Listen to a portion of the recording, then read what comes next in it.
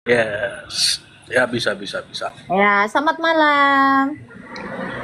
Selamat siang. Oke, abang ini sama tuh Kristen Uma. Bor, belikin dulu kopi, Bor. Enggak, kopi aku enggak.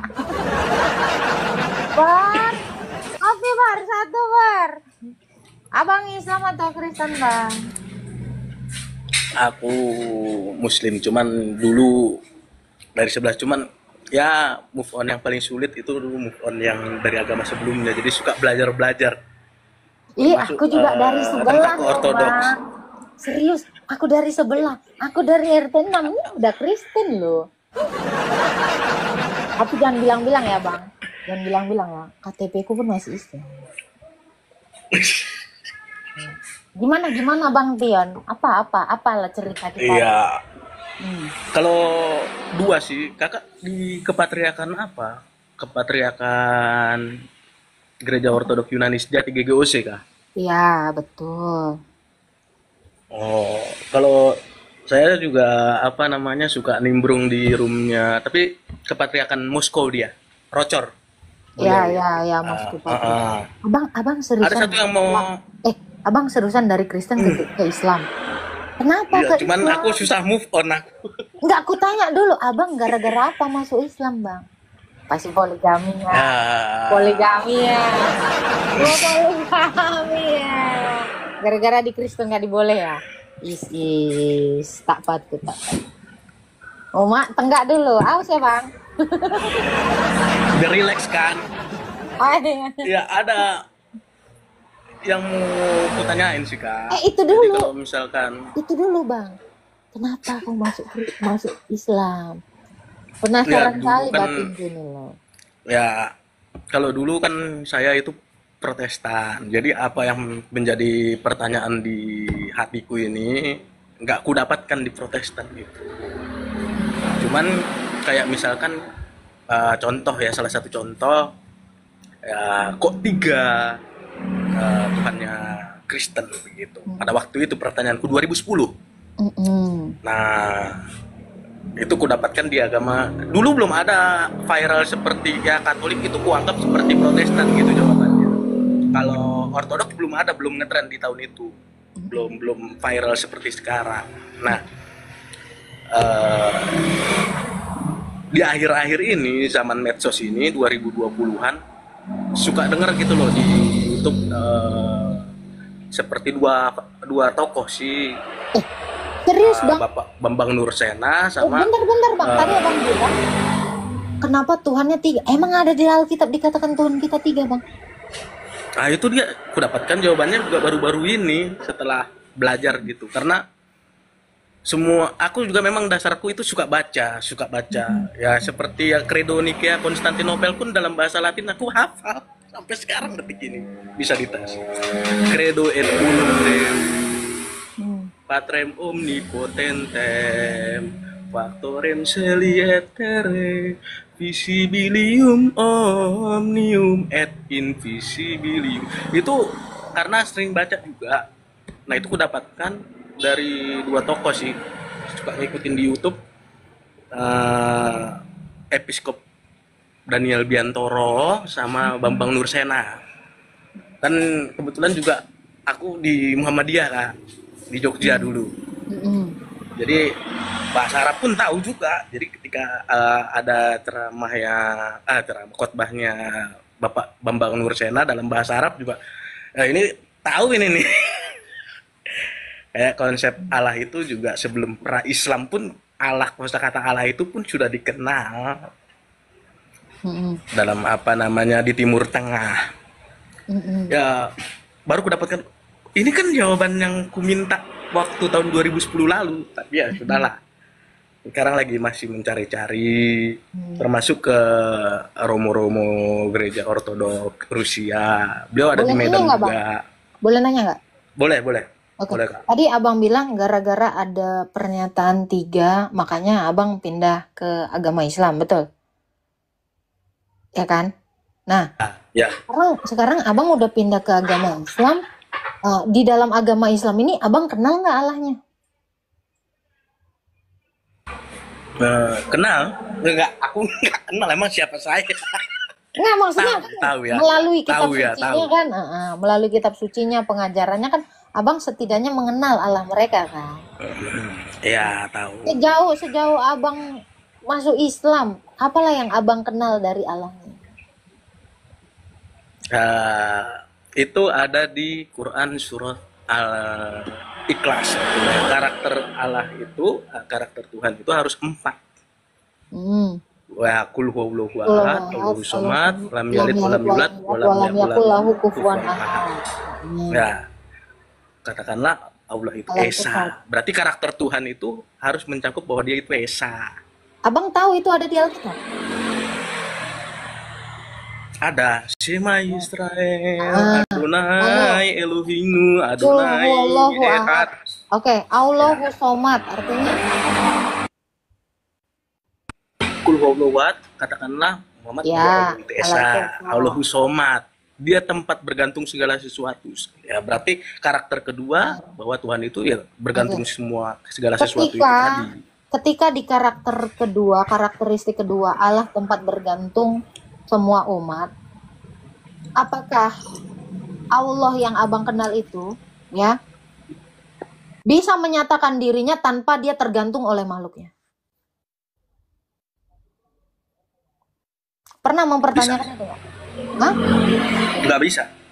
Loh, berarti yang kedua udah gagal. Nah kan? Kan Allah kul huwallahu ahad, Allahu somad. Allah tempat bergantung semua makhluk. Loh, ini malah dia sama ciptaannya. Gimana ini? Gagal karakteristik kedua. Oke. Karakteristik yang pertama sama-sama ada di Alkitab. Tetapi kalau di Alkitab saya bisa jelaskan Allahu somad, ya, Allah tempat bergantung segala makhluk. Itu betul. Bahwa semua makhluk ini bergantung sama dia dan dia tidak bergantung sama siapapun. Ini dibuktikan, justru karakteristik kedua ini dibuktikan oleh Allahnya orang Kristen. Oke, masuk yang ketiga, Bang, silakan. Lam yalid wa lam yulad.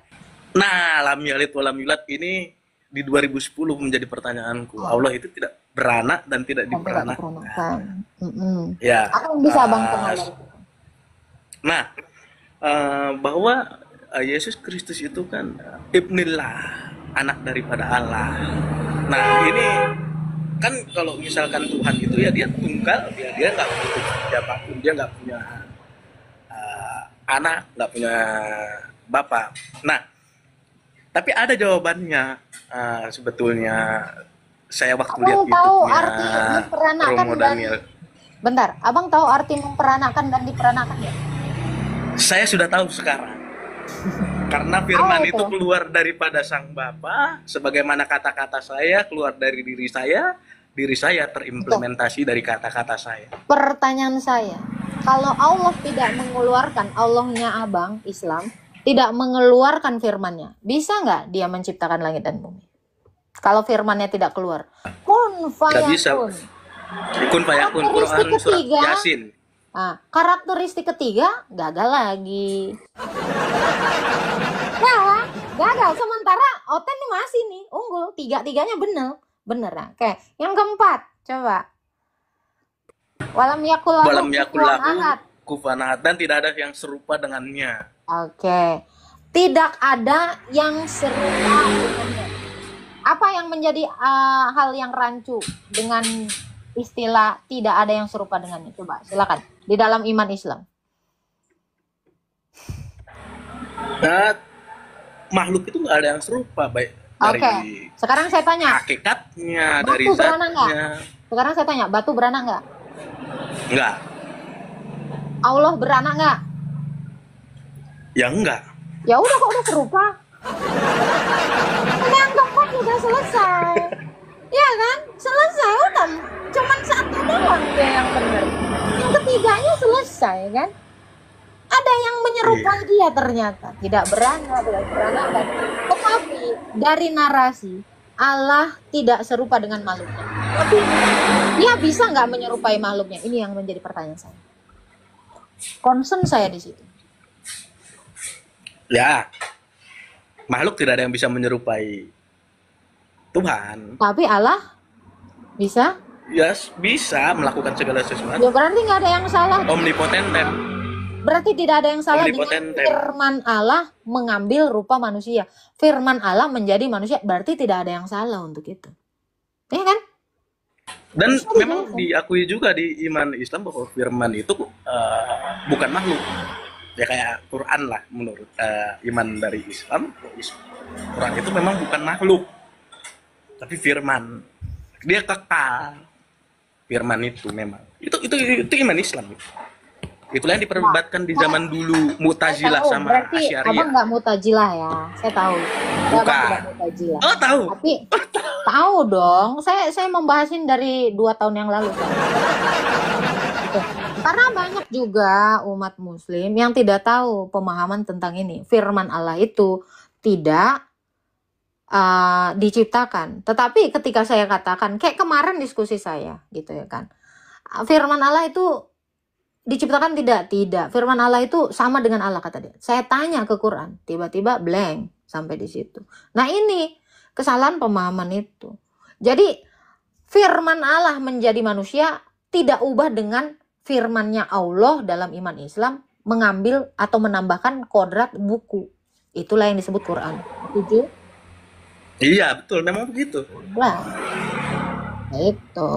Makanya dari Al-Ikhlas ini kita lihat, Al-Ikhlas ini yang bisa menggenapi seluruh karakteristik dari Tuhan, itu cuman Tuhan Yesus. Cuman Allahnya orang Kristen. Dari situ sebenarnya sudah selesai. Kalau mau membuka diri. Tapi kenapa diperdebatkan di tahun abad ketiga itu sama Uskup Arius bahwa sebelum Sang Firman sebelum ada waktu di mana Sang Firman itu tidak ada. Di mana? Di mana dikatakan ada waktu? Itulah yang dibilang Arius sama Loh, sementara jadi dikonter Yesus, sama Athanasius. ya, sementara Yesus berkata, sebelum dunia ini ada, Bapa telah mengasihi aku. Yohanes 17 ayat 24. Ya kan? Betul, betul. Yohanes 17 ayat 5 Supaya juga mereka dikatakan, menjadi iya. Yohanes 17 memandang ayat 5 kemuliaanku. dikatakan, sebelum dunia ada. Berarti kesalahan Arius adalah dia tidak baca Alkitab. Kesalahan Arius adalah dia tidak belajar yang benar tentang iman Kristen. Itu. Poinnya di situ. Makanya ajaran si Arius ini dikutuk. Dipungut. Dipungut sama SSY, Arianisme kan. Arius itu kan ajarannya Arianisme kan. Dipungut sama SSY, dipungut sama Ebionit, apa lagi? Nasrani. Sama RT 6 lagi. Dipungut. Ajaran yang salah ini dipungut, disebarkan dan menjadi ideologi yang baru.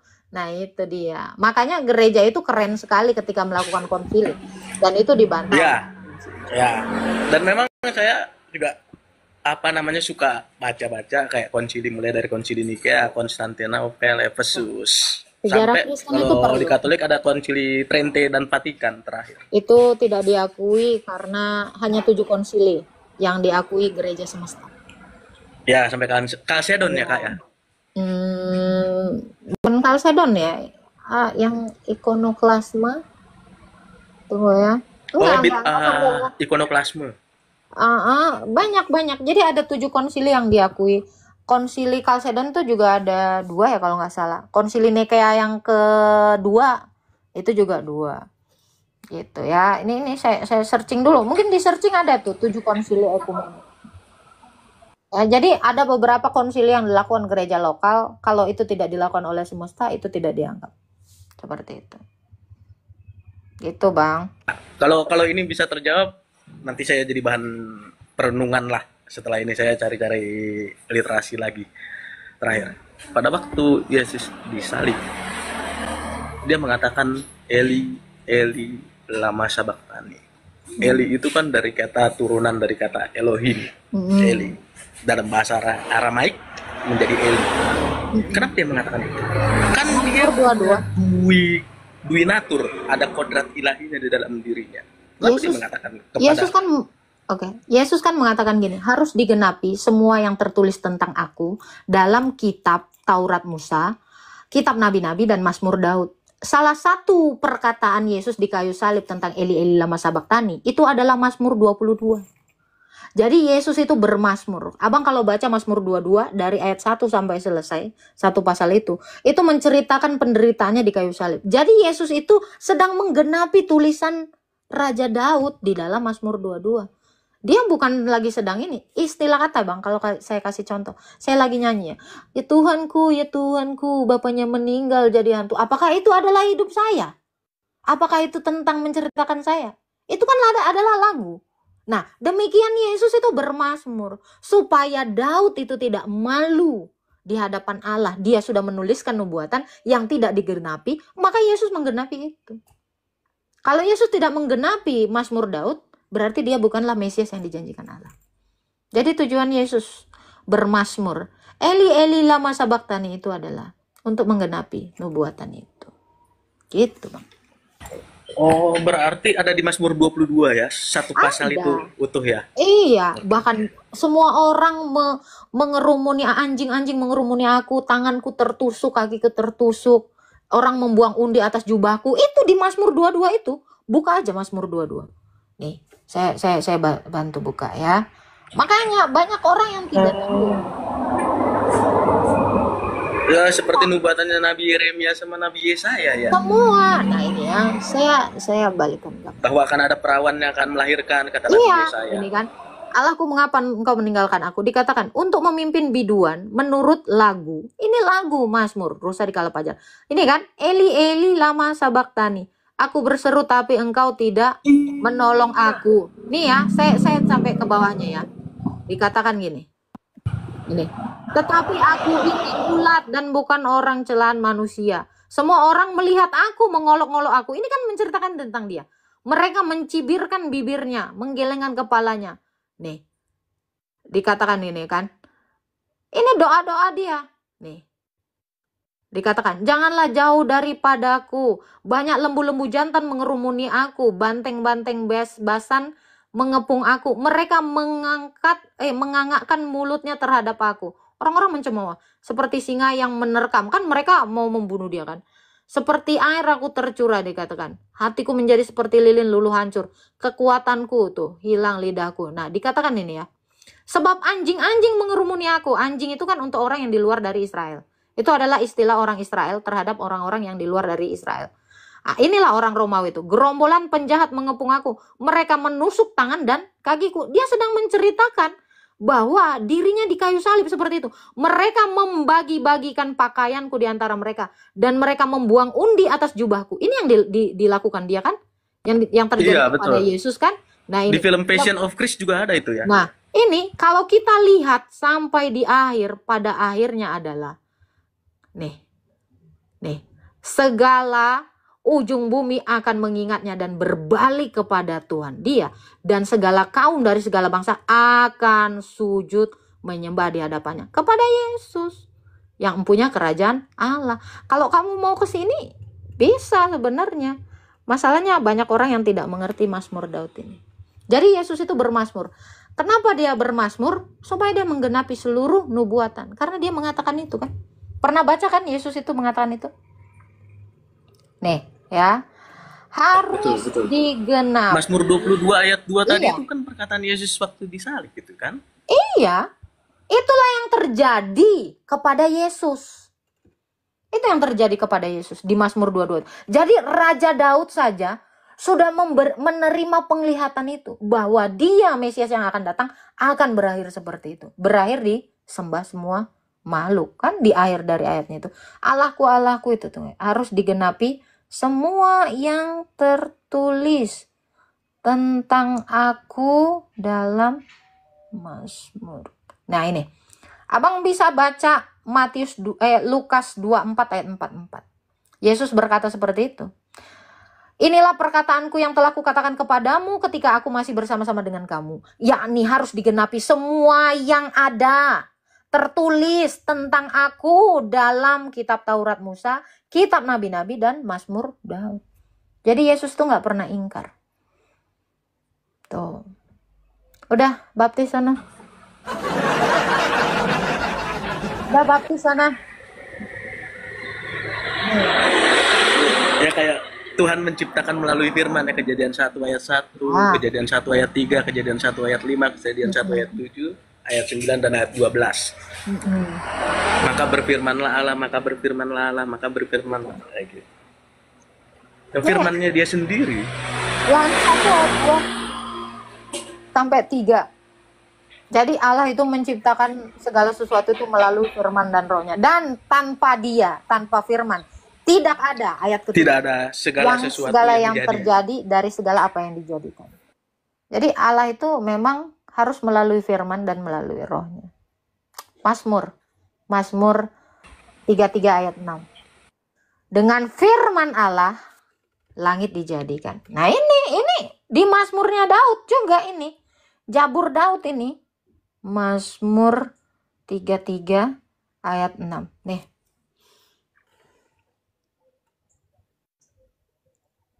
Nih Itu kan? untuk saudaramu. Sebentar Kak, aku potong ya, maaf ya Kak. Boleh ya? Boleh. Ada pertanyaanku juga kepada yang agama saya yang sekarang. Mereka mengatakan bahwa Taurat, Zabur itu dipalsukan. Ya dipalsukan. Saya sederhana aja bertanya. Ya kan? Firman Tuhan. Mazmur oleh firman Tuhan, ya Yesus itu firman.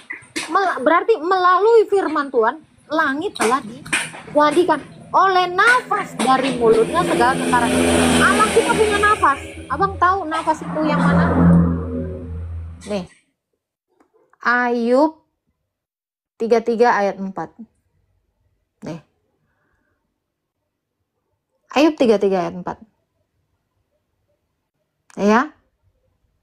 Loh kok ini John? Nih.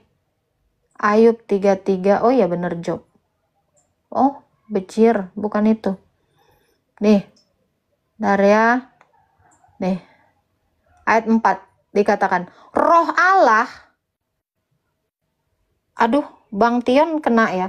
Roh Allah telah membuat aku hidup, dan nafas yang maha kuasa membuat aku hidup. Ini. Jadi melalui firman dan rohnya, melalui firman dan nafasnya, segala sesuatu dijadikan. Abang tadi kena ya, kena tombak ya. Coba naik lagi bang. Abang ngerokok tadi. Nggak apa-apa Kak. Udah biasa Kak.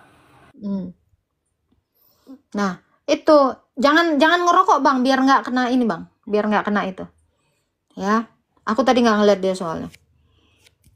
Nah, gitu. Jadi sejak semula memang Allah itu mencipta, menjadikan langit dan bumi ini dengan firman dan dengan rohnya. Itulah yang dijelaskan di kejadian tadi, Bang. Gitu. Ada lagi mungkin yang mau abang tanyakan? Kemute itu, kemute. Iya betul Kak. Kayak pertanyaan saya lah. Mereka mengatakan bahwa Taurat, Zabur itu memang dipalsukan. Injil, Taurat, Zabur, Injil itu dipalsukan. Pertanyaan saya simpel sih, sederhana. Kayak uang, ini saya mengatakan asli, bukan palsu. Kenapa? Karena ada pembandingnya yang palsu. Kalau yang palsu ditaruh di air dia luntur, nggak bisa diterawang, nggak ada logo keamanannya. Karena ada yang palsu. Oh ini yang palsu, oh ini yang asli. Karena ada pembandingnya. Oh ini yang aslinya. Yang aslinya bisa diterawang, kalau dicelupin di air dia nggak luntur. Nah, kembali lagi ke konteks.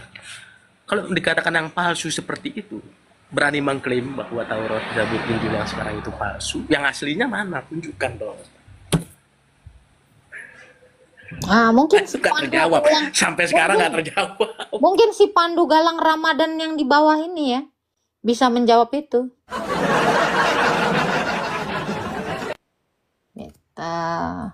Nggak masalah. Ini asli. Ketika ada yang palsu, saya bisa tahu menilai yang palsu. Oh itu palsu. Kenapa? Karena saya megang yang asli. Saya punya ini yang asli. Gitu. Ah, kalau dia mengklaim bahwa itu dipalsukan, tunjukin dong ke saya yang aslinya mana. Ya, Acing boleh naik, Acing. Ya, yang teman-teman di bawah ini kalau mau menjawab pertanyaan abang ini boleh naik. Ya, Pandu juga boleh naik. Nggak masalah, masalah ini nggak ada yang mau naik gitu. Gimana ini? Seperti itu, ya kan? Jadi kalau memang mau mengklaim sesuatu minimal harus disertai data, data dan logika. Karena gini, setiap orang boleh berstatement, boleh bernarasi, boleh berargumentasi. Tapi itu harus bisa dipertanggungjawabkan dengan logika. Yang pertama harus dengan logika. Itu tadi yang abang bilang itu adalah suatu logika. Itu yang pertama. Yang kedua dengan data. Dan kalau tidak bisa dipertahankan dengan logika dan dengan data, maka narasi itu menjadi fitnah. Itu. Jadi sesuatu yang tidak bisa dipertahankan dengan logika dan data, ya saya rasa itu hanya apa? Kentut yang bau lalu hilang. Gitu aja sih kalau dari saya. Gitu, Bang. Memang betul betul. Itu aja pertanyaan saya sih kak. Nanti saya Siap, baca siap. yang Mazmur 22 itu. Boleh, boleh, Nanti boleh. oke deh. Sehat Ya, selalu kak, murah rezeki. amin. Ya, Tuhan amin. memberkati, Bang. Nanti Oke, oke, oke. Nah, makanya ini ya kalau teman-teman kecepatan tanganku, Bang. Nanti apa tadi? Naik lagi, Bang. Ini tangannya terdesain cepet, Bang. Karena sering kenapa set-set gitu. Aduh, ya Allah. Ya nggak apa-apa. Terlalu lincah ya. Kebiasaan. Mohon maaf ya.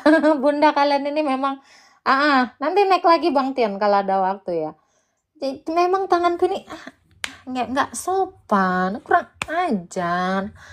Karena Bunda pernah bersaing dengan ini ya, bersaing dengan waktu itu ya. Refleks. Aku juga gitu, Bun. Gara-gara dulu sering ke Bennett, jadi set gitu. Gitulah. Nanti ada sip malam ya.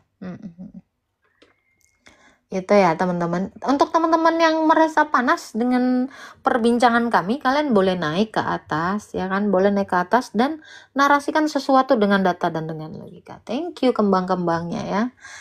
Iya. Dan untuk teman-teman ya, jangan lupa tonton channel YouTube-nya Bunda karena udah ada postingan terbaru ya. Kalian tonton, kalian komen, kalian like ya. Sebelumnya ya di-subscribe dulu. Itu yang pertama. Yang kedua, untuk teman-teman yang merasa terberkati oleh pelayanan saya, boleh mendukung pelayanan saya dengan apapun yang hendak kalian bagikan kepada saya melalui Saweria ya. Ada di bio, di situ ada Saweria. Berapa aja kalian mau memberi silahkan gitu ya. Ada di bio ini juga gitu ya teman-teman ya, karena banyak hal yang butuh didukung sebenarnya ya. Dan saya juga tidak lupa terima kasih untuk yang udah tap untuk yang udah nge-give ya, yang membantu pelayanan kita sama-sama. Bunda berkali-kali berkata bahwa pelayanan Bunda ini bukan pelayanan Bunda sendiri. Kalau nggak ada yang tap nggak ada yang dukung Bunda di live chat ini juga Bunda nggak bisa berdiri sendiri ya. Terima kasih sama-sama mendukung kita ya. Ujung-ujungnya dukung perpuluhan. Oh tidak, Mardi Imut. Saya tidak mengatakan perpuluhan. Kalau perpuluhan itu berarti 1/10 dari 900 orang di sini harus memberikan kepada saya. Itu namanya perpuluhan. Namanya pemberian secara sukarela atas keikhlasan hati, itu namanya bukan perpuluhan sayang. Kamu dari kata perpuluhan aja kamu nggak paham apa-apa. Jadi jangan menarasikan sesuatu yang kamu nggak paham gitu ya. Daripada 1/5 ya kan. 20% itu lebih berat sebenarnya gitu ya. Rek bank aja kak, boleh lihat aja di bio, kalian klik Saweria ada rekening bank juga kok di situ. Ada bank BC kan, kalian boleh lihat, klik. Di YouTube juga ada. Kalian masuk aja ke deskripsinya, di situ ada linknya ya. Gitu. Yang penting nggak masang jaring-jaring, nggak masang kotak-kotak bokor-bokor ya kan, nggak bikin ya. Insya Allah live Bunda nggak bikin macet karena secara live bukan secara offline. Gitu ya. Kalau kalian suka silakan tonton, nggak suka boleh keluar. Tidak ada paksaan dalam iman Kristen. Tapi kalau kalian mau selamat ya bolehlah. Kalau kalian mau penasaran bolehlah, ya kan? Mulai. Jahil. Enggak lah, Bunda nggak jahil karena ini bukan zaman jahiliyah. Bunda nggak pernah menarasikan itu sebagai durung-durung kolekte. Enggak. Karena di dalam Galatia 6 ayat 6 dikatakan ya, baiklah seseorang yang sudah menerima pengajaran, dia membagi segala sesuatu yang dimilikinya terhadap orang yang membeli pengajaran. Ini dalil. Bukan main-main, Cok. Halo, Pak Sugar. Halo. Halo, selamat siang. Selamat siang, Pak Sugar. Apa kabar? Baik, puji Tuhan Ya. baik. Silakan Pak Sugar, ada mungkin yang mau ditanya. Ah, Masih Islam ya, Pak ya? masih? Masih, alhamdulillah. Kirain, takutnya tiba-tiba udah dibaptis kan kaget nanti aku, Pak. Ya, silakan Pak Sugar, ada yang mau ditanyakan mungkin. Ya, mau nanya-nanya aja. Saya memang orangnya belum tertarik, bukan tidak tertarik, belum tertarik secara dogmatis. Tapi saya ada minat untuk belajar. Bagus, Jadi Pak. mana yang bisa mengenal dalam hati saya. Tuh, saya pengen tanya makna korban bagi orang Kristen itu apa? Karena saya pelajari beberapa hari yang lalu itu memang sangat jauh berbeda ya dogma Kristen dan Islam makna tentang pengorbanan. Dalam Islam kan idul korban. Itu untuk orang Kristen tuh maknanya apa? Kurban itu kalau kita secara bahasa Indonesia literasi bahasanya aja, kurban itu artinya seseorang yang menggantikan kondisi seseorang yang tidak bisa ditanggungnya. Itu kurban. Ya kan? Contoh, seorang bapak berkorban demi anaknya kan, cari nafkah untuk anaknya. Itu kan dia berkorban sampai mati-matian. Dia menggantikan, padahal seharusnya setiap orang mempertanggungjawabkan atas dirinya, atas hidupnya sendiri. Setuju nggak, Pak? Gimana sih? Sebentar. Saya boleh nggak open cam? Boleh dong, emang harusnya on cam, tapi nggak Masalahnya bisa. di apa namanya di komen-komen kan saya dianggap Gus Wafi ini. Enggak. Ini Pak Sugar ini udah agak lama juga ya, Pak ya di sini. Ya. Ini bukan Gus Supaya Wafi. orang tahu saya itu bukan Gus Wafi. Gimana caranya ini? Nggak bisa, Bapak baru ini pengikutnya itu baru Belum bisa ya? 96, belum bisa. Oh, ya udahlah. Gitu ya. Oke lah kalau gitu. Tapi yang pasti ini bukan Jet Li ya. Ah, Oh, Jackie Chan. Ini bukan Jackie Chan yang pasti. mungkin saya bisa menerangkan dikit arti korban dalam Islam. Itu sebenarnya yang saya tahu kan mengenang Nabi Ibrahim zaman dulu, bentuk kepatuhan seseorang nabi kepada Tuhannya sampai mau mengorbankan anaknya. Oke. Itu Kalau itu bentuk dikatakan dari kepatuhan. mengenang di zamannya Nabi Ibrahim, apakah Nabi Ibrahim saat mengorbankan anaknya itu bagi-bagi daging, dimakan dagingnya? Belum. Jadi waktu itu memang bentuk kepatuhan seorang nabi terhadap Tuhannya. Jadi akhirnya Tuhannya merubah anak Ibrahim menjadi seekor domba. Itu aja maknanya. Artinya Mengubah, Mengubah. tunggu. Mengubah Ibrahim menjadi seekor domba. Ini bukan, cuman ini. mengubah anaknya Ismail menjadi domba. Jadi kenapa Ibrahim itu mau mengorbankan anaknya? Karena bentuk kepatuhan Ibrahim terhadap Tuhannya, kan begitu. Jadi akhirnya Tuhan merubah anaknya menjadi seekor domba. Arti seekor domba ini artinya diartikan bahwa manusia sesungguhnya nanti akan berkorban untuk berbagi terhadap sesama. Dalam hal ini ya sosial. Itu sebenarnya maknanya. Oke. Pertanyaan saya gini, dapat data dari mana Ibrahim itu mengorbankan Ismail bukan Ishak? Yang saya tahu dari mimpi, dari wahyu. Jadi Nabi Ibrahim disuruh mengorbankan anaknya satu-satunya yang paling disayangi yaitu Ismail untuk dikorbankan. Ada ayatnya nggak nih? Ada dalilnya? Itu dia, saya mempelajari tapi saya tahu itu dari banyak khotbah, banyak ceramah. Tapi secara pribadi saya memang tidak tertarik dengan dogma terus terang. Tapi itu sangat populer cerita itu sebenarnya. Karena Banyak gini, kepopuleran cerita ini dalam iman Islam ternyata tidak sama dengan kepopuleran cerita ini di bangsa Israel. Kita tahu bangsa Israel sekarang ini adalah bangsa yang masih berdiri, dan ini adalah dari keturunan nabi-nabi. Dan di Israel sendiri itu tidak pernah ada narasi yang mengatakan yang dikorbankan itu Ismail. Tetapi semua dunia tahu itu adalah Ishak. Baru di dalam iman Anda ada narasi Ismail dikorbankan Ibrahim.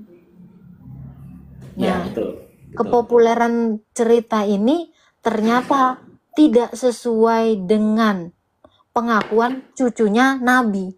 Karena Israel itu adalah cucunya Abraham, benar-benar real cucunya Abraham. Dan Jujur, cucunya ini tidak pernah menyatakan bahwa yang dikorbankan itu Ismail. Nah, ini dari sini kalau kita mau berlogika kan, mau tahu yang kebenarannya, dari sini aja udah salah gitu. Ini bisakah informasi ini dipertanggungjawabkan gitu secara valid? Kan gitu. Kalau memang, maaf ya, mohon maaf kalau tersinggung ya, tapi nanti koreksi. Kalau memang Allah ini maha mengetahui, kenapa dia tidak tahu yang dikorbankan itu adalah Ishak, bukan Ismail? Iya, sejauh yang saya tahu memang korban yang dikorbankan adalah Ismail.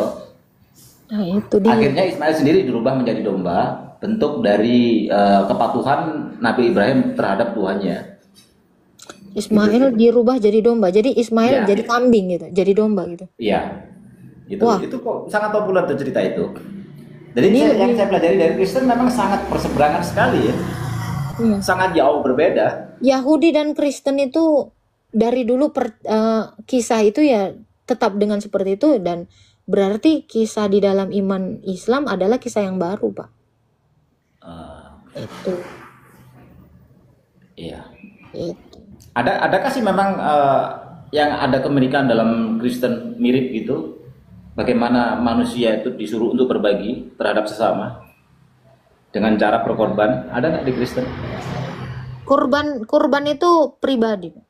Jadi gini, di dalam literasi Yahudi, saya kasih tahu secara literasi Yahudi.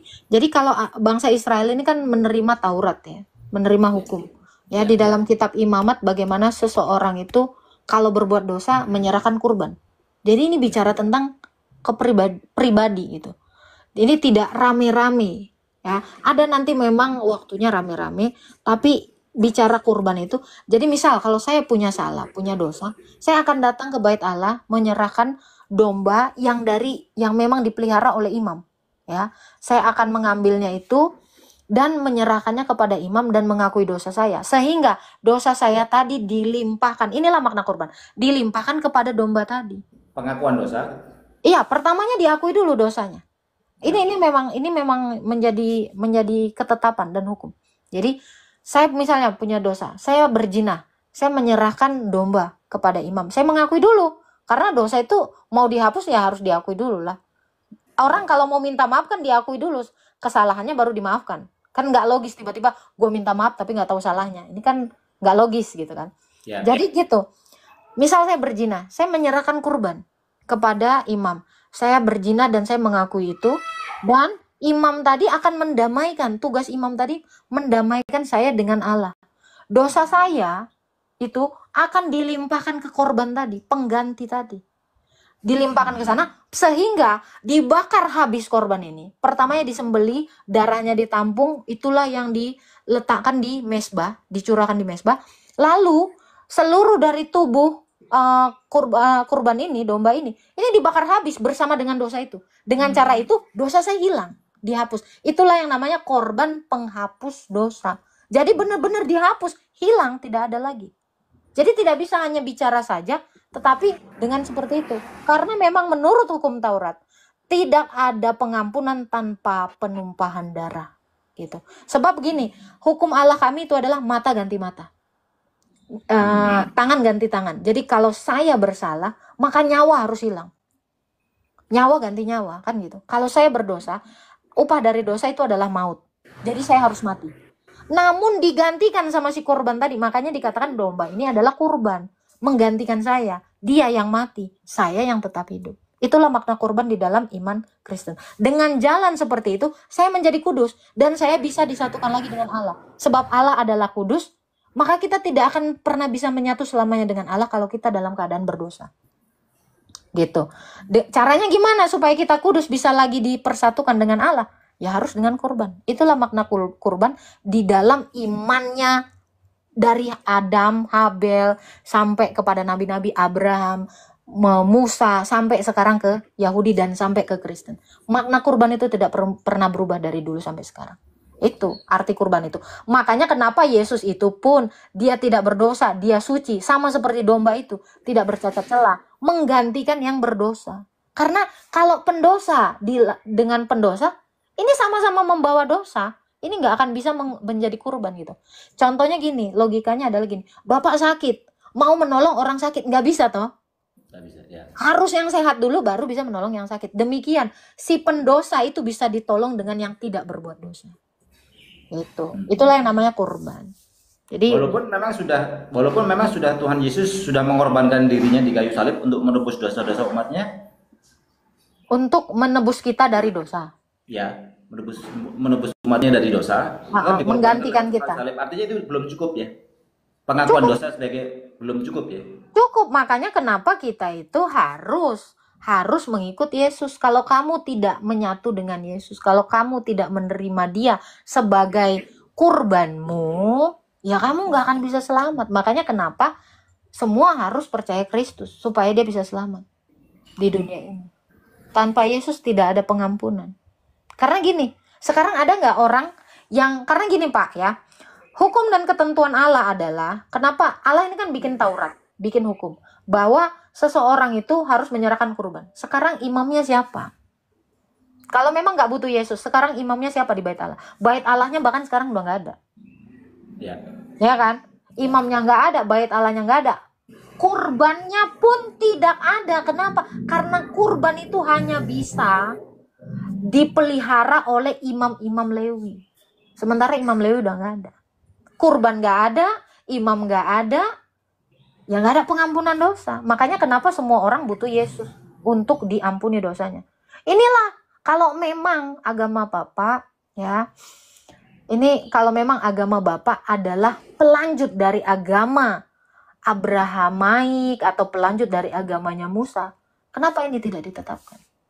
Kenapa ini tidak dilestarikan? Kenapa ini tidak diteruskan? Kan gitu. Hukum ini, kalau Allah itu memang Allah Bapa itu memang benar adalah Allahnya bangsa Israel. Kenapa bait Allah itu tidak dipertahankan dan imam itu tidak dipertahankan dari Lewi? Nah ini, karena dari keturunan Lewi lah adanya imam. Kalau tidak dari Lewi itu tidak ada imam. Kalau memang, kan logikanya gitu. Kalau memang Allah Bapa itu adalah Allahnya orang Israel, kenapa berubah hukumnya? Allah itu dari dulu tidak pernah merubah hukumnya sampai detik ini. Untuk orang Kristen makanya sampai detik ini Pak, kurban itu ya dalam bentuk ekaristi. Karena Yesus ketika dia sebelum disalib menjadi kurban yang sempurna, dia mengatakan, inilah tubuhku, inilah darahku yang diserahkan kepadamu. Itulah ekaristi tadi, perjamuan tadi. Nah. Jadi yang tetap melanjutkan hukumnya Allah itu sampai detik ini, itu cuma orang Kristen. Tidak ada yang lain. Yahudi sana, yang sekarang, Israel yang sekarang, maaf ya, itu tidak bisa melakukan itu. Sampai sekarang mereka masih nunggu Mesias kan, Israel yang sekarang ini. Kenapa? Ya karena mereka itu menegakkan hukumnya Musa, Tauratnya Musa. Harus di bait Allah, bait Allahnya nggak ada. Makanya mereka berusaha membangun bait Allah. Sementara Yesus bilang, akan kurubuhkan. Nggak bisa itu ditentang, karena Yesus sudah bilang sendiri, dia Tuhan, kurubuhkan bait Allah, bener rubuh. Dan nggak akan ada lagi imam, bener nggak ada imam, karena dialah imam untuk selama-lamanya.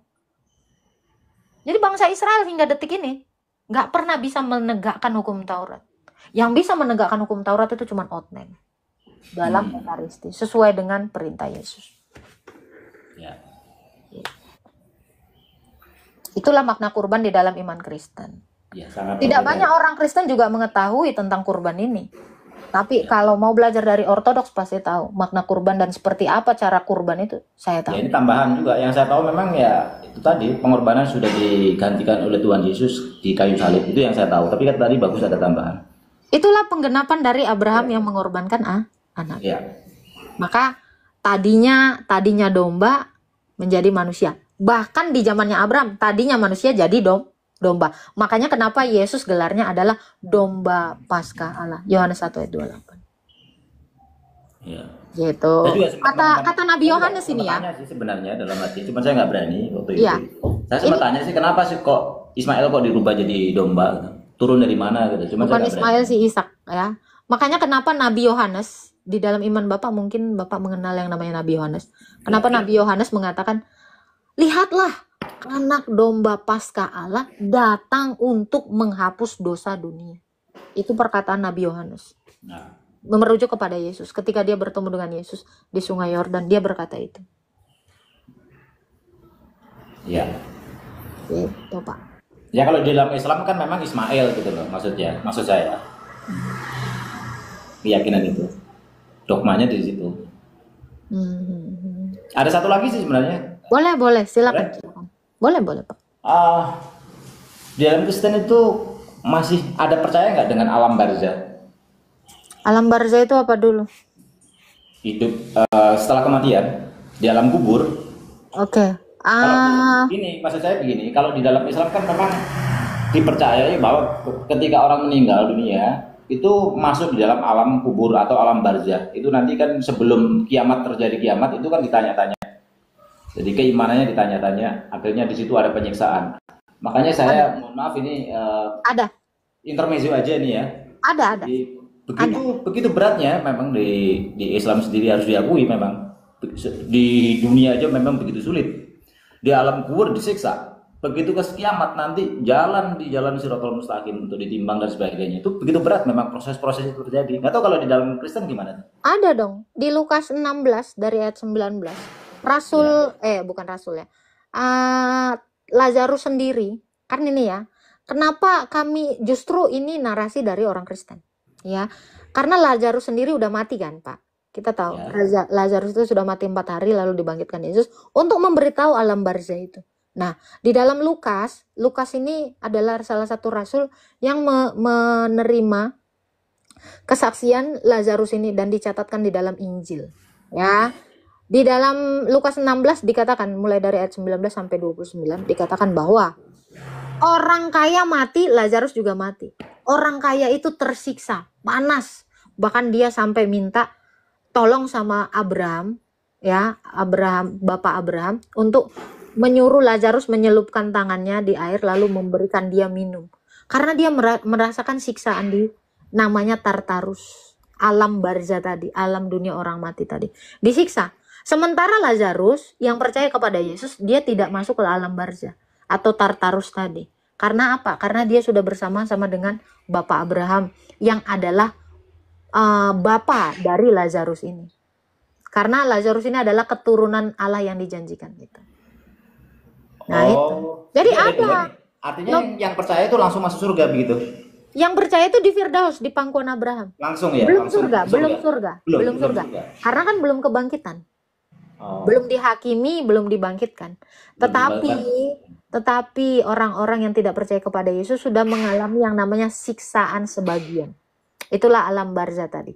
Nah, kenapa saya lebih percaya dogma di Kristen seperti ini? Karena Lazarusnya sendiri sudah pernah melihat itu. Karena dia sudah pernah mati. Maka dogma kami ini adalah kesaksian yang benar-benar nyata menjadi pengajaran bagi kami. Nah, sementara di dalam iman Islam, saya nggak tahu. Ada cerita alam barzah demikian. Dasarnya dari mana? Ya. Nah, setidaknya kalau kita menggunakan logika, rohnya dibangkitkan gitu ya. Roh itu tidak dibangkitkan karena roh tidak mati. Ya. Jadi belum ada kebangkitan. Jadi roh itu dibawa, roh kita itu ketika mati dibawa ke Firdaus atau ke Tartarus. Yang percaya pasti ke Firdaus. Kalau tidak percaya pasti ke Tartarus. Itulah alam barzah tadi yang Bapak sebutkan tadi. Jadi roh itu tidak dibangkitkan, tapi memang roh itu memang nggak pernah mati. Yang mati itu kan badan. Nah, gitu. Bahkan di dalam Lukas 16 ini diceritakan ya. Lazarus sendiri yang bilang. Karena dia udah pernah mati.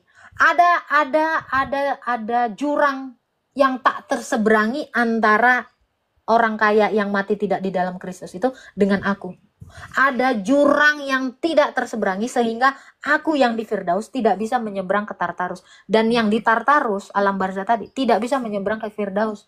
Ini kata kesaksian Lazarus yang sudah mati dan Nggak bangkit. pernah mengalami ya. Iya, makanya saya nggak percaya kalau ada orang udah di neraka, dicelup-celup, terus diangkat ke surga, karena belum ada. Secara data tidak ada, secara logika pun tidak ada.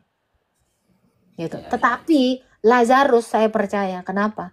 Karena dia sendiri yang sudah mengalami kematian dan kebangkitan. Ya. Demikian Yesus. Jadi bukan hanya Lazarus doang, Yesus juga mati. Makanya Yesus juga bisa menceritakan tentang alam kematian ini. Dia sudah bangkit. Kalau tidak ada faktual, bagaimana kita bisa mengamininya? Bukan mengimani ya, bagaimana kita bisa mengamininya? Gitu. Ya. Karena iman saja kalau tidak diaminkan kan nggak mungkin jadi kan? Ya. Gitu sih Pak. Kalau kita mau secara logis ya, saya sih sampai detik ini masih menggunakan logika saya dan akal saya untuk menjadi percaya. Betul, ya. Gitu. Terima kasih, itu aja ya. Nanti Ya. kalau banyak-banyak nanya malah pusing nanti saya. Aman. Itu aja kita renungkan. Ya. Ya. Terima Tuhan kasih. memberkati Pak Suga. Memberkati. Ya, terima kasih. Salam. Begitu ya, cuman semua ya. Oke, ada lagi mungkin yang mau naik. Silakan.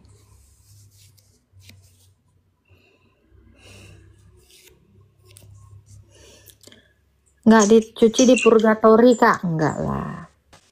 Oke, halo Pudin Muntahe. Halo, bukan Putin ya. Halo. Aduh, gelap ya, seperti masa depanmu. Ini jadi gini ya. Jadi itu tadi data yang saya sampaikan ini nggak kaleng-kaleng, nggak bohong ya. Karena kita tahu Yesus itu mati dan bangkit, Lazarus mati dan bangkit. Jadi kalau untuk orang-orang yang bilang ini halu apa segala macam, terlalu data dan logika. Ya, ingat antara kamu orang yang di Tartarus dengan yang di Firdaus ada jurang yang tidak terseberangi. Ayat 25 dari Lukas 16. Ayat 25 kalau nggak salah. Ya, kalian baca sendiri. Makanya nggak bisa, cu.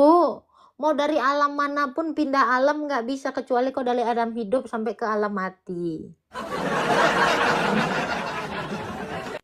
Untuk kalian yang bilang bohong dong yang apa segala macam, kau baca itu kitab suci kami. Nggak mau nggak apa-apa, nggak ada urusan. Ya, silakan Kak Virgo. Jadi nggak ada paksaan dalam iman Kristen. Gitu ya. Jangan lupa tap ya teman-teman ya. Tap, share, give ya, biar room kita aman, damai, sentosa. Halo Jibrail Jen Mai. Halo.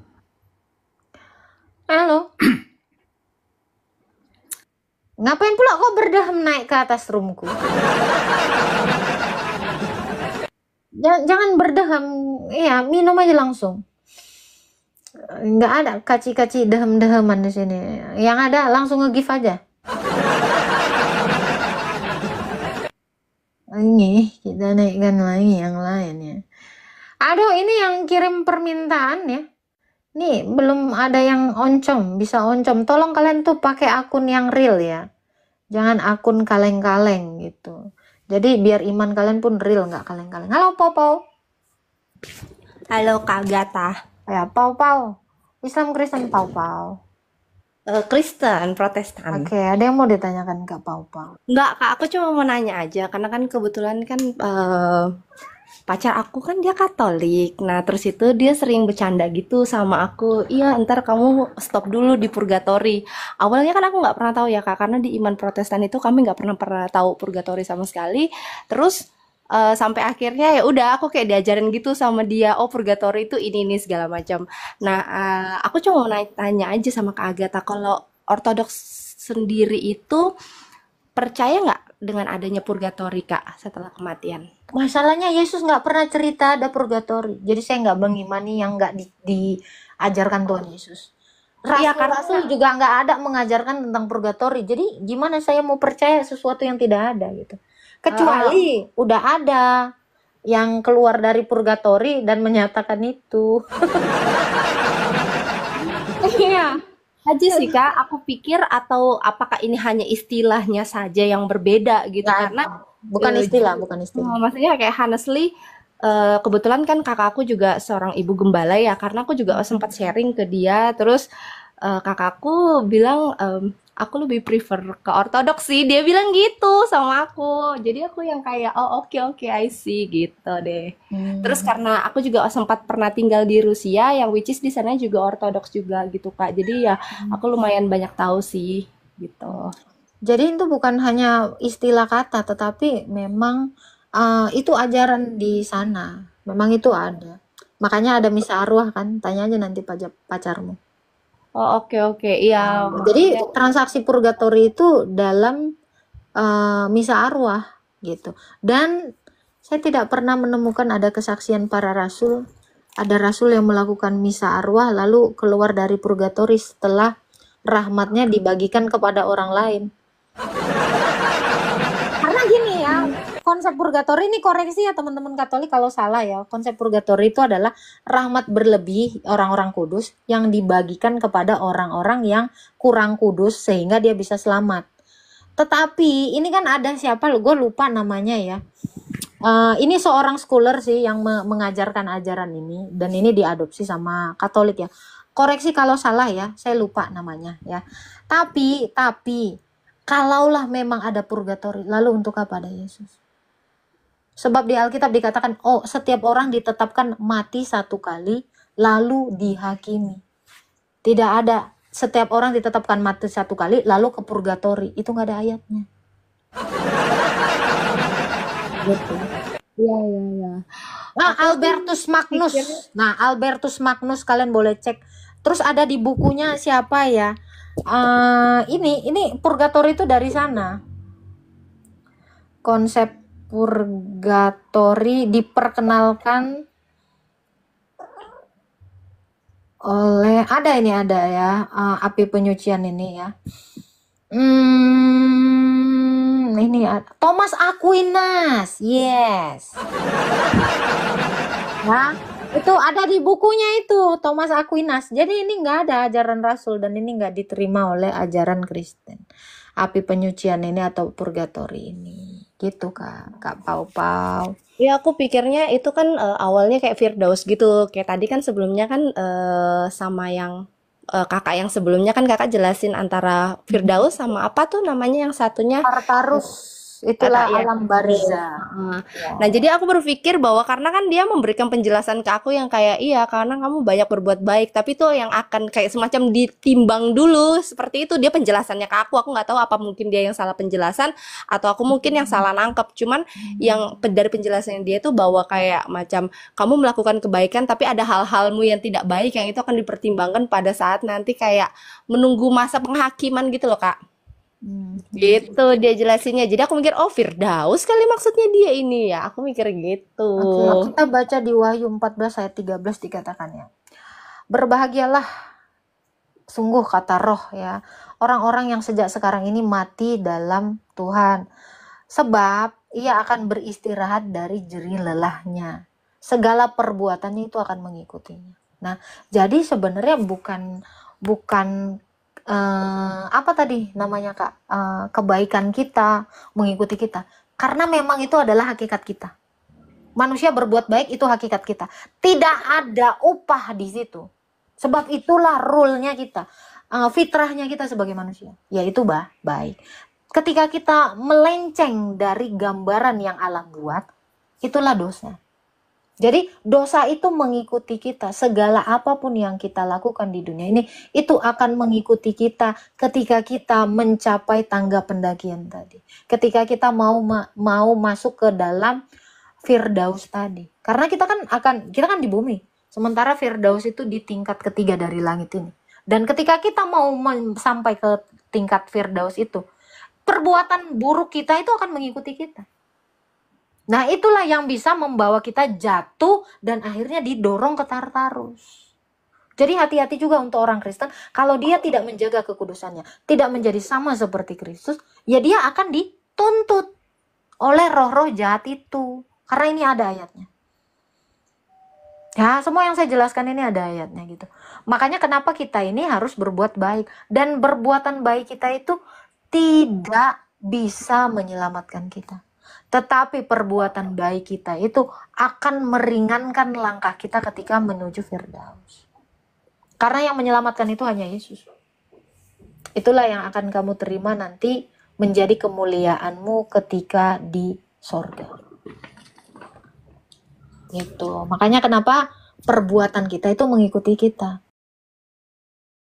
Kalau kita, ya menurut Wahyu 14 ayat 13, kalau kita selama hidup kita berbuat baik, mungkin nggak si jahat ini, roh-roh jahat iblis ini menangkap kita? Karena waktu di bumi dia tidak bisa mengikuti kita, karena kita tidak mengikuti perintahnya, mau ya. Sampai gini Kak Papa, halo.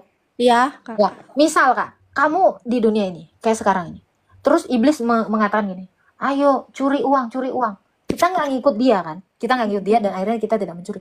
Maka si iblis ini nggak akan bisa menuntut kita. Kenapa? Karena kita bukan tawanannya, kita tidak taat sama dia, kita tidak bertuhankan iblis kan.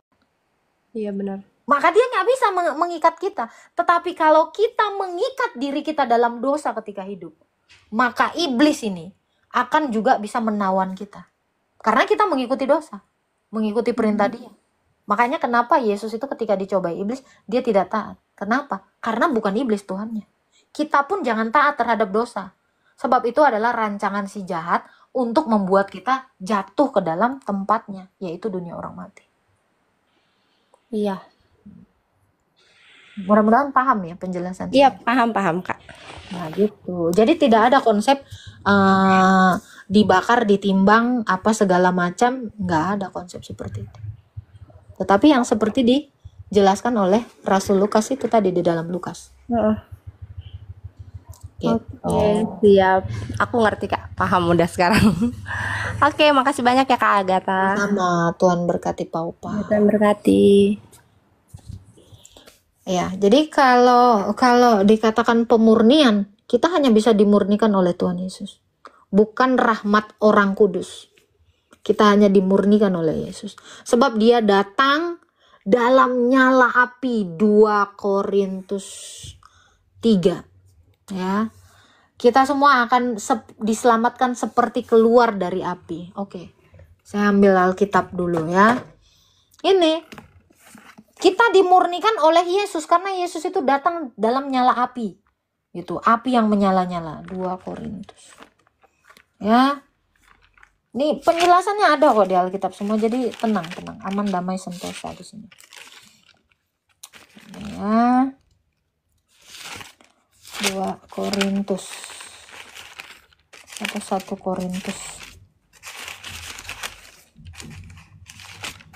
Kita itu diselamatkan seperti keluar dari api.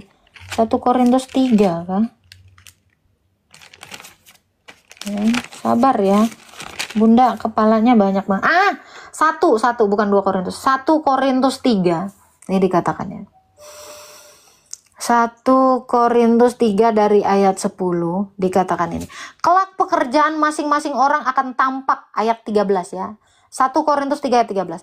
Kelak pekerjaan masing-masing orang akan tampak pada hari Tuhan yang akan menyatakannya. Sebab hari itu akan dinyatakan dengan api. Dan bagaimana pekerjaan masing-masing orang akan diuji oleh api itu. Api itu adalah Tuhan itu sendiri. Ya, jika pekerjaan yang dibangun seorang tahan uji, ia akan mendapat upah. Jika pekerjaannya terbakar, ia akan menderita kerugian. Ia sendiri akan diselamatkan, tetapi seperti dari dalam api. Gitu. Ini semua ada di Alkitab.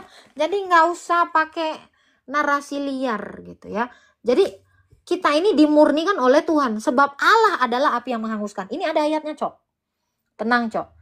Ayat Allah adalah api yang menghanguskan. Ini. Oke, Ibrani 12 ayat 29. Ya, sebab Allah kita adalah api yang menghanguskan. Jadi api yang dimaksud di dalam 1 Korintus 3 ayat 13 itu adalah Allah itu sendiri. Nggak ada yang namanya purgatori, karena Allah itulah purgatori itu. Dialah api itu.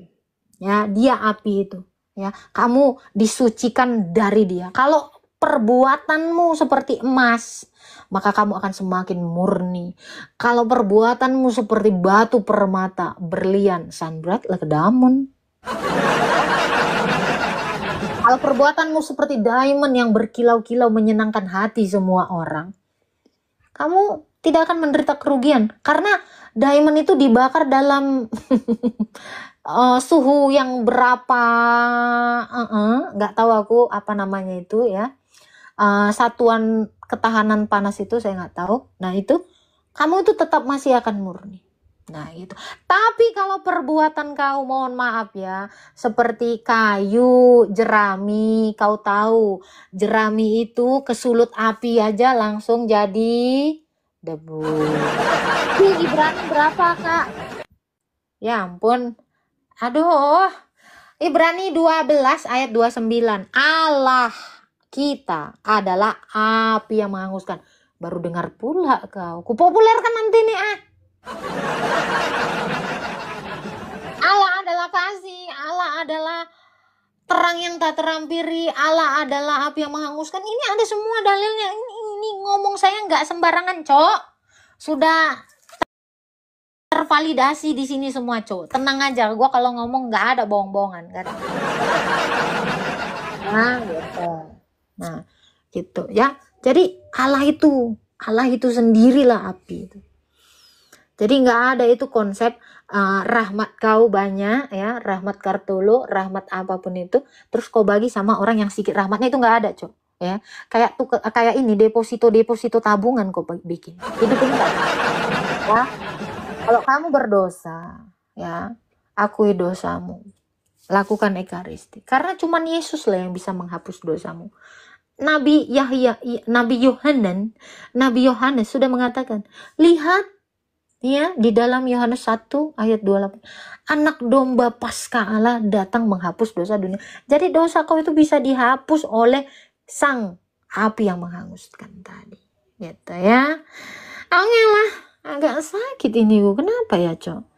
Nah itulah.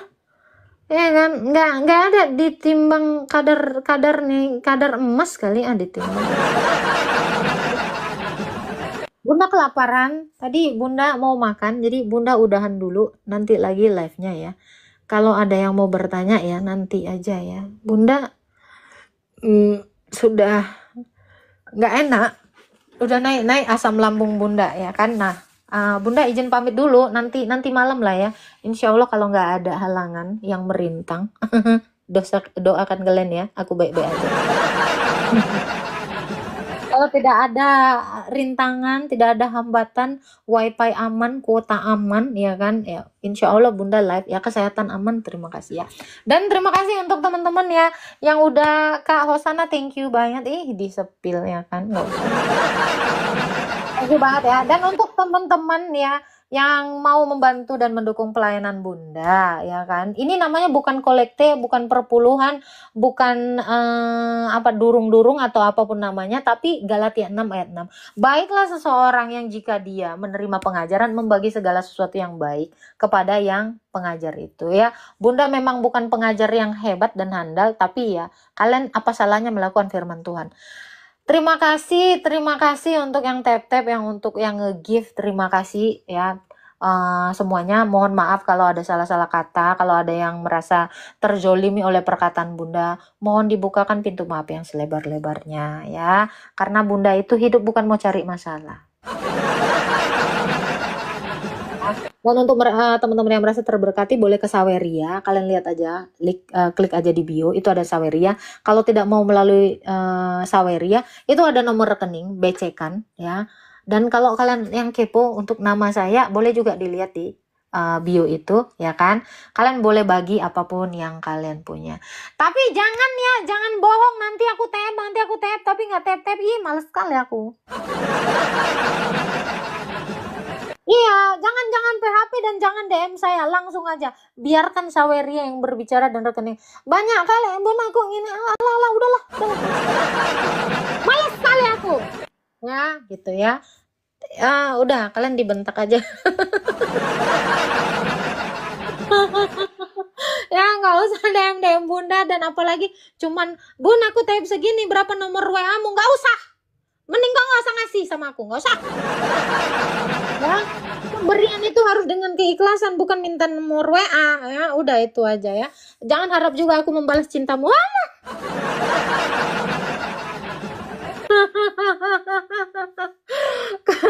Kalau mau bagi berkat silakan bagi berkat ya. Asam lambungku udah naik, woy. Udahlah kalian ya, nggak usah ketawa-ketawa, nggak usah ngomong apapun lagi ya. Doakan aja aku sehat-sehat baik-baik aja gitu ya. Terima kasih semuanya. Mohon maaf lahir batin, gak usah nyengir kau, Sari. Minta nomor reko Paulus Jobul. Klik di bioku, ada di situ. Jangan kau DM Kak bener rekeningmu. Kau klik aja sendirilah, malas sekali aku. Atau kau tanya lah adminku itu namanya Jumariah ya, Adinda Nur Alim dan Jumariah. Kemarin udah aku kasih tahu itu admin aku ya. Jangan kau tanya-tanya lagi, aku sibuk. Langsung tap aja ya. Oke, bye-bye.